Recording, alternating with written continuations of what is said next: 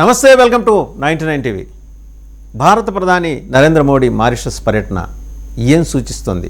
Hindu మహాసముద్రానికి Guardian లాగా వ్యవహరిస్తున్న Bharat Mauritius భుజం తట్టి ఏం పర్లేదు, మీతో పాటు మేమున్నామని ఇచ్చిన ఒక భరోసా ఒక్కసారిగా హిందూ మహాసముద్రం డైనమిక్స్ని మార్చేసింది.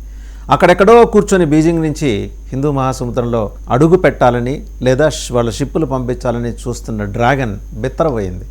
ఎందుకంటే వ్యూహాత్మక ప్రాంతాలు ఏవైతే ఉన్నాయో వాటన్నిటితోటి భారతదేశం సత్సంబంధాలు ఉన్నాయి ఇవాళ మారిషస్ తోటి. అండ్ హిందూ మహాసముద్రంలో సింహభాగం భారతదేశం కంట్రోల్లో ఉంది. ఇటు ఎంటర్ అవ్వాలంటే చైనాకి అంత తేలిగ్గా సాధ్యమయ్యే పని కాదు.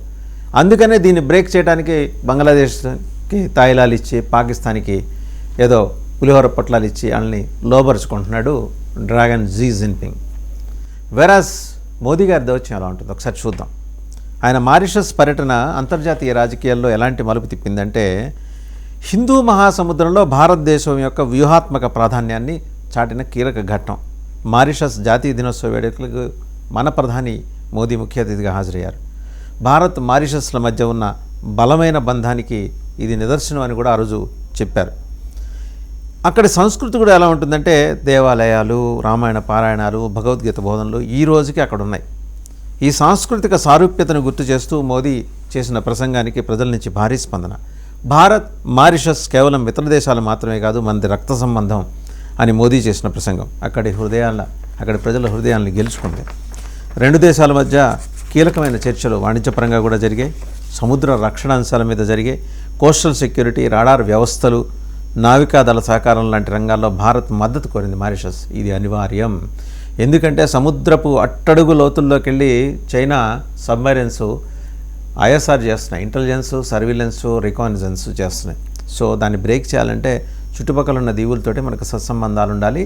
ఆ దౌత్యపరమైన వ్యవహారం మన భారత ప్రధాని మోదీకి తెలుసు. ఇండియన్ ఓషన్లో సీ గార్డియన్గా భారత పాత్ర పోషిస్తోంది. మారిషస్ అభివృద్ధికి భారత్ నుంచి వివిధ అభివృద్ధి ప్యాకేజీలు ఇస్తున్నామని కూడా ప్రధానమంత్రి మోడీ ప్రకటించారు. ఇది రక్షణ రంగానికి సంబంధించింది మాత్రమే కాదు, దౌత్య నీతితో కూడిన ప్రపంచ నాయకత్వ లక్షణం.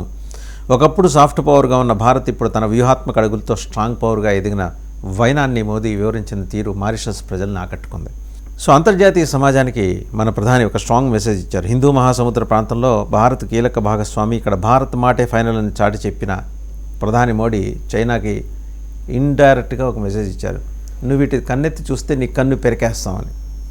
ప్రధాని దౌత్యనీతి వల్ల భారత్ తన పొరుగు దేశాలతో ఉన్న సంబంధాలు పటిష్టం చేసుకుంటోంది. హిందూ మహాసముద్రంపై మరోసారి తన ఆధిపత్య ముద్రని భారత్ బ్రహ్మాండంగా వేయగలిగింది.